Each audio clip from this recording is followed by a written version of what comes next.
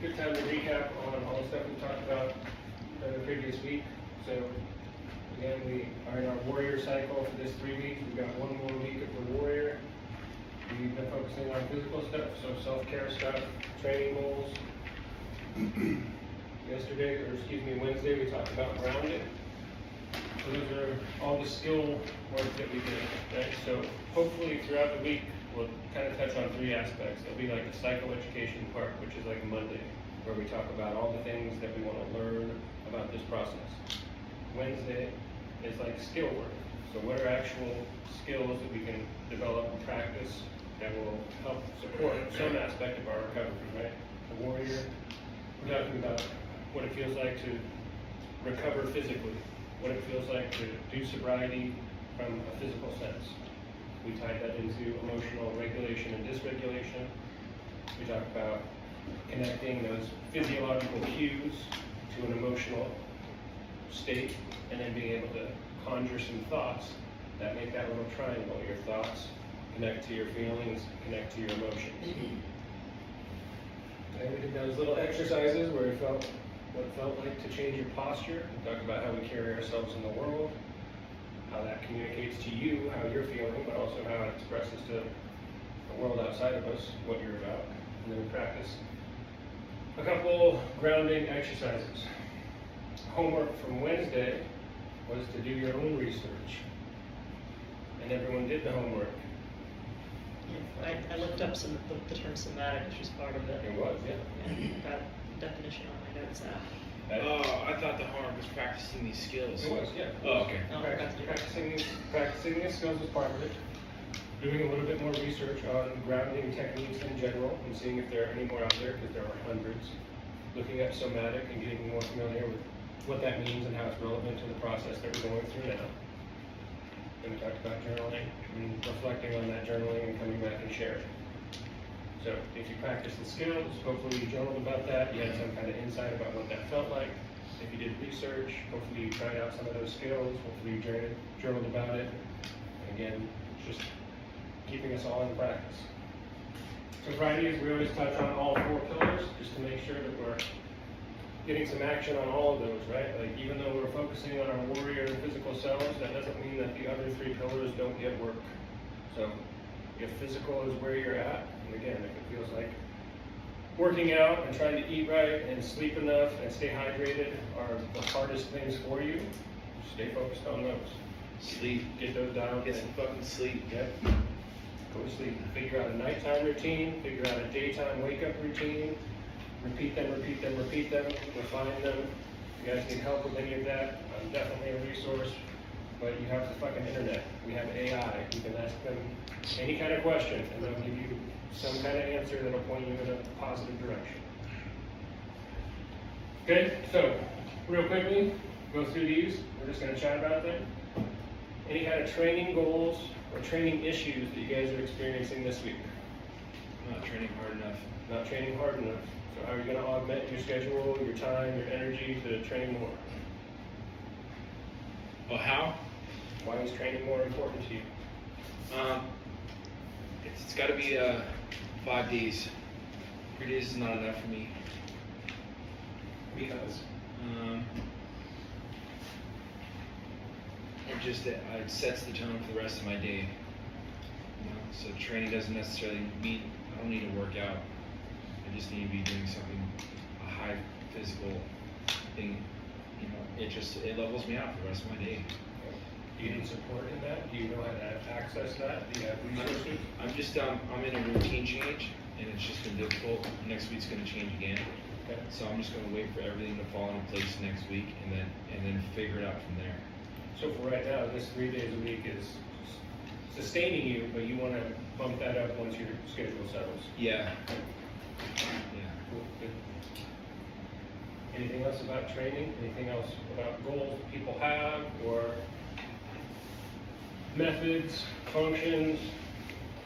I'd like to increase my capacity to like do the exact workout that you have, and like if you say like one set of 15, like make it all the way to 15.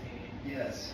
With like the best of my ability, which looks like me like staying in the correct, it's all meditative to me. Sure. Staying in the correct position, activating the right muscles, like with that, pushing hard too. But just doing what you like, submitting to you. It's like weird to say, submitting to your training program. Looks like that's, if I just do what you say, that's me doing it to the best of my ability. Yeah. Because it's really, really hard for me to submit to someone else's training program. Just not worry about we're not doing the right things, we're not gonna fuck with you. It's not even about the physical stuff. I mean, it's all that stuff is fun, but just increase my capacity to meditate, dude. I have to, because I'm very, very low on the scale right now. Yeah. So when I hear meditate, what I really hear is like you need to focus. Is that the same thing for you? Yes. Okay. Yes. And as far as capacity goes, we know you're coming back from a pretty serious situation. Well, yeah, like physically, who cares? I would take care of yourself. Yeah. But, not go off and have all these random thoughts, because if we're going to use working out as a modality, then why would I have all these outside random thoughts that are distracting me from pushing the fucking weights? Yeah, it never stops, dude. Never gets easier with that. And I want it to stop so badly. So again, this is kind of like what I was saying with David. Like, you can put a lot of energy and attention into making it stop, and sometimes it might go away. But also, the likelihood that you'll burn yourself out with that conversation is very high. So what's another way that you can interact with this? Like acknowledge. Acknowledge is a great way, right? Just know that that is part of the process right now. It won't always be like that. There will be a time when it's not like that. But channeling your energy in a more effective way rather than just resisting the resistance is a skill set. So again, like I was saying to David, put yourself next to it, be curious about it, give yourself an opportunity to gain insight on why that conversation is even happening. Because the tricky part about this is there's nobody else in your head. You're still the other side of that conversation. That's the tricky part about it. Like, something in you is saying to your other part of yourself whatever they're saying. And there's a variety of therapeutic techniques to get at that stuff. And we can definitely work on that.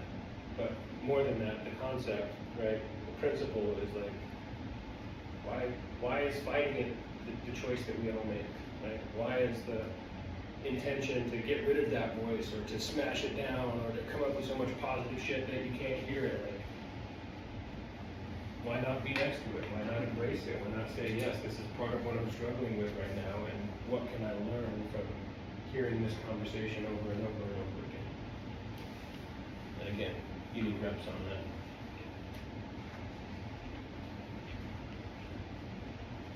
Anything else on training? And just so you guys know, I mean, I don't say this like me, but I was a fitness professional for 20 years. If you guys have questions about the physical stuff, I'm happy to give you any kind of insight or details. The way that our program is going to go is Monday will be a heavy lifting day, Wednesday will be like a HIIT cardio day, Friday will always be a longer workout with a cool down afterwards. That will be the structure for as long as I'm here. So you can use that to structure your own workouts around it. If we lift Monday, don't lift heavy Tuesday. Wait till Thursday to lift heavy, whatever. That structure will be consistent because I know you guys have other ideas about what you want to do when you're not here.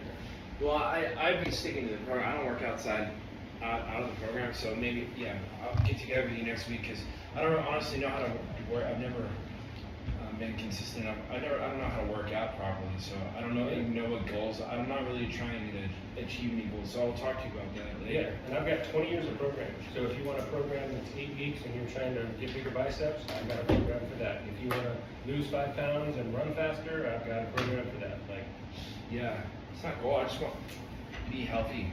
yeah, and be healthy is a perfect goal. Yeah. I've got plenty of programs for that as well. So Okay, cool. we can chat about it.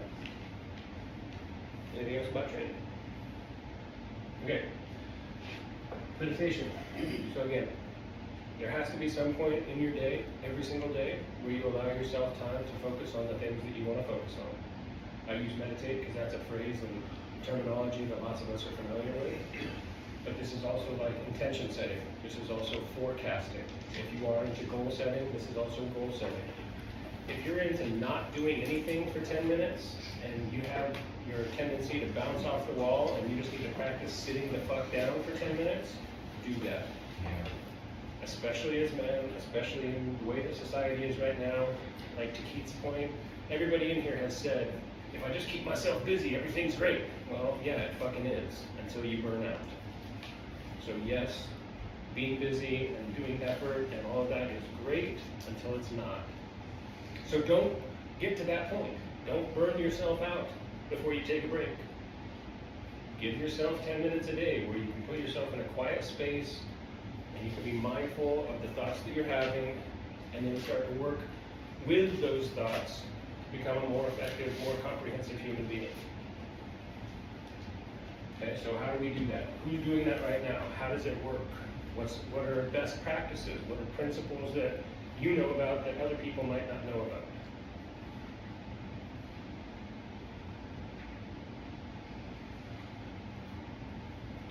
It's not rhetorical.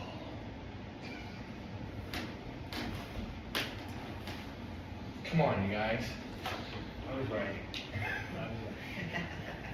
Any question?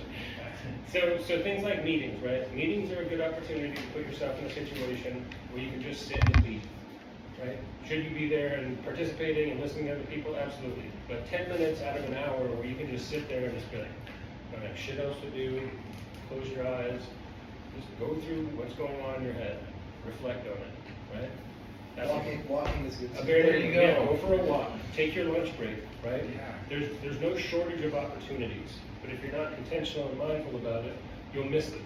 Excuse me, you'll miss out on those. So, how do we focus on putting this into our everyday, right? You were talking about waking up in the morning, right? Yeah, that's my whole morning routine is meditation. But if you can't, if you have troubles remembering it, literally, like right now, set an alarm on your phone. Exactly. Set an alarm For on whatever your phone. time you think that you go for a walk. So that way you have an alarm to hold you accountable, and it helps for the first couple days. Yep. But, I mean, Okay, so there's our first trick. Set an alarm. If you don't have an alarm set, right, I'll post a note, go to the mirror. Post-it notes where you're going to be on a regular basis. Yeah. If you know you get to the coffee machine at the same time every morning, there's your post-it note. Take 10 minutes while you're having your coffee, set your intention for your day. Okay, and there's lots of ways to do this, right? Early in the morning is nice because you can forecast your day. At the end of your day is nice because you can reflect back and be grateful and do some gratitude practice for the things that happened during the day. In the middle of your day, you have time to do both, okay? My morning started great. I'm super stoked about how things are going. I'm forecasting that for the rest of the day, A, B, and C are going to be accomplished.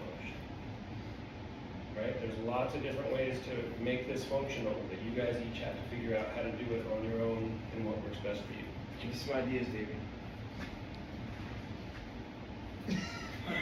Why are you picking on me?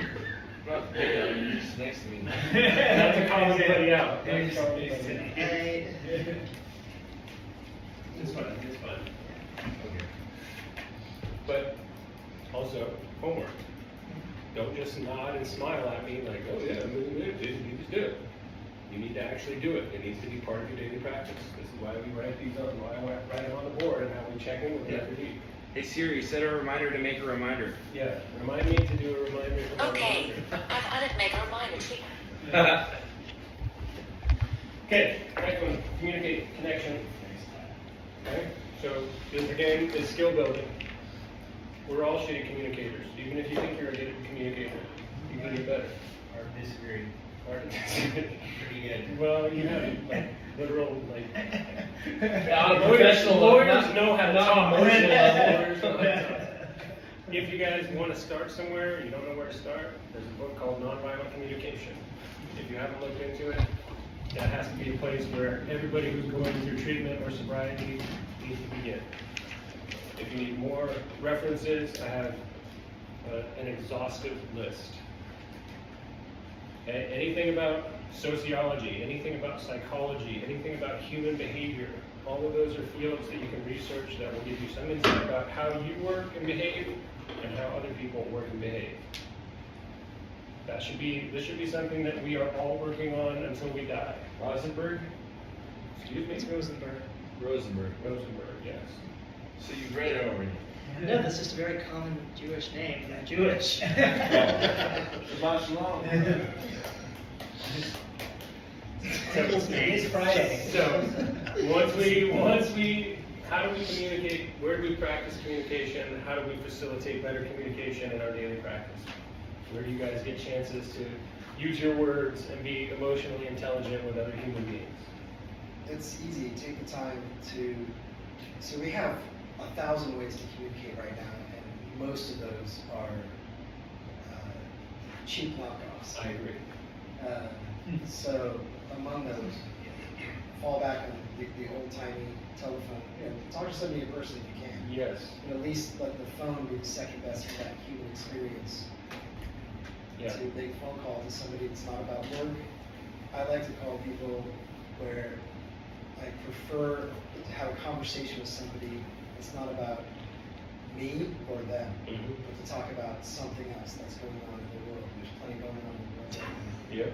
I want to hear about, I want to hear about your problems maybe, but let's just take this time to talk about a third thing outside of both of our sex. And if you really want to make it super simple, right? I hate that I'm referencing a social media trend, but social media trend of guys just calling their friends and saying, just wanted to check in on you and tell you that I'm looking. That's nice. Why is that it should be a normal thing, no? It should be a normal thing, I agree. not. It's not. That's a good trend. And it's absolutely powerful because, for one, none of us do that often enough, right? Or something like, you're getting ready to go to bed, call somebody and say, hey, I just wanted to tell you good night, I hope you rest well, I've had a really great day, and I hope your day tomorrow is going to get better. Yeah, I text people that I think about, and I just say, hey, I'm grateful for you. Yeah, exactly. Like it's just about checking in, right? It's just about making yourself feel that little bit of awkward where you're like, man, I haven't done this in forever. I should just call my mom. And if your mom's not your person, call your dad. And if it's not your dad, then maybe a sibling. And if it's not somebody in your family, that friend from high school that you haven't seen in 10 years. Like, make it weird, right? Because those are the things that tend to garner the most impact, right? Of course, if you reach out to your roommate or if you reach out to a family member that you live with, will there be positive benefit? Absolutely. And, right, reaching outside of your comfort zone and outside of your near circle might be that thing, right? Might be that buddy who happened to be sitting on the edge of the blah, blah, blah, ready to do the yada, yada, and you called them just at the right time. So, fuck around with it, see how it goes. We'll find out. Something weird. Do something weird, make it weird, right? And especially connection. So communicating, a big deal. Connection, again to Zach's point, do this in person. Find some way. We walk past how many homeless people on a daily basis, and you handing them $2 and saying, hey, I hope it gets better for you. Could be life-changing for you and them. Right? There's literally innumerable ways to do this. But you also have to be intentional and effortful and seek it out and capitalize on it. Again, if you don't know how, I have plenty of references. I'm sure other people in the room have ways that we could point you in a direction where you could seek out some connection. Okay, last one, service. Okay, it's going to be a theme for as long as I'm here. You know that you're on the right road to recovery when you start to feel like you have the capacity to help other people. Not all of us are there yet, that's fine. And also, the sooner that you start stretching yourself in that capacity, the sooner you start broadening your ability to navigate someone else's suffering and your own suffering simultaneously, the easier this whole process gets. So what are some ways we can serve? Start a citywide the World League. That's for recovery people. There you go. Hypothetically. No, it's already started. It starts for Sunday. Join a citywide pickleball. Join a city league. Sunday at 10, Gabriel Park, 2 for 2. So we're pickleball league starts. Okay. And again, there are innumerable opportunities. We're in a city that fosters these kinds of things. If you guys don't know, go to TPI, go to Central City Concern, go to any of the the state or federal agencies that do this kind of work and say, hey, I just need somewhere to volunteer for 2 hours. Go down to the Blanchet House and serve meals to homeless people. Yeah, or just do something for your wife or something. Yeah, exactly. Clean her car while she's gone. You're saying, super easy. It's not hard to find the opportunities.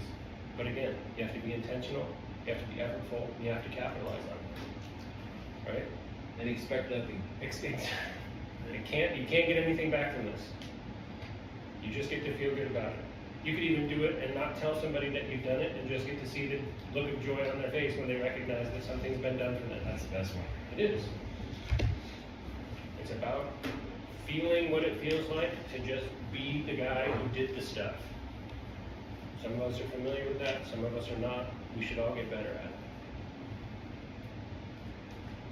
Questions on any of that? What are you gonna do? So look, we'll check in about this stuff every Friday, right? Generally, we'll have these 4 check-ins. More specifically, on 2nd and 4th weeks, we'll dive a little bit deeper into 1 or 2 of those so we can make sure that everybody feels resourced and prepared to do those things. Okay, again, homework if you haven't done it. We talked about self-assessment. If you haven't done a self-assessment yet, Google it. Self-assessment for sobriety, self-assessment for alcoholism, self-assessment for mental health. Fucking do a Myers-Briggs and bring it in next week. All of that is potentially relevant information. Once you do the assessment, journal about it. Write some shit down. Have some thoughts about yourself. Once you write it down, reflect on it. After you reflect on it, gain some insight and come back and report to us about how that went, what the process was like, what you learned from it. Okay, anything on grounding this week? If you like these that we talked about, practice them some more.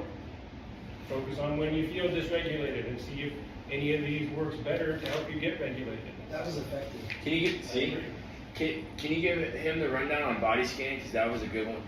I was gonna ask actually what felt sense first too. So it felt sense with the conversation we had discussing how to know what you're feeling and when. So there are physiological reactions related to emotional experiences. Can you give me one example, just so I know you understand? My neck gets tweaked and tight every time I get stressed out. There you go, perfect, right? So we hold a lot of stress in our traps, everybody does that, right? We talked about the body keeps the score, right? If you're experiencing some kind of trauma in your life, there's some part of that that's being held in your body, physically. When we have those physiological cues, we also have to balance them against the external environment and the context in which we're participating. Sure. So sometimes water comes out of my eyes.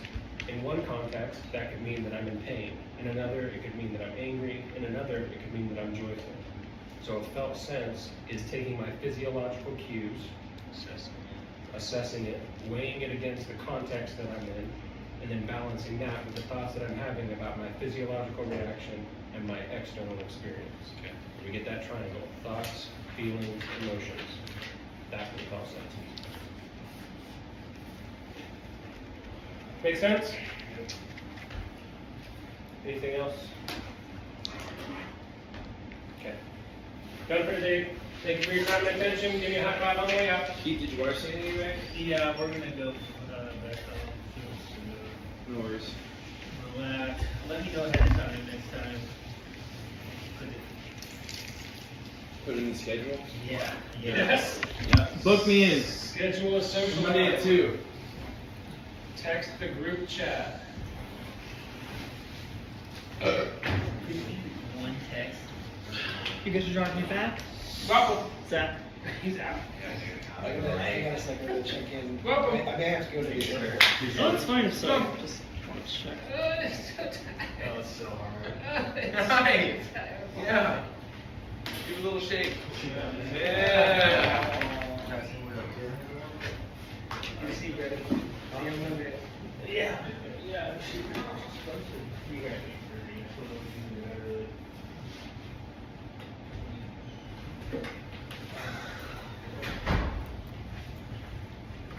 He is.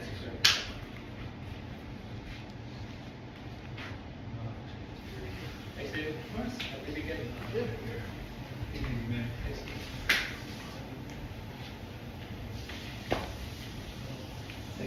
Thanks, Ed. Have a good weekend, sir. See you later. See you on Monday.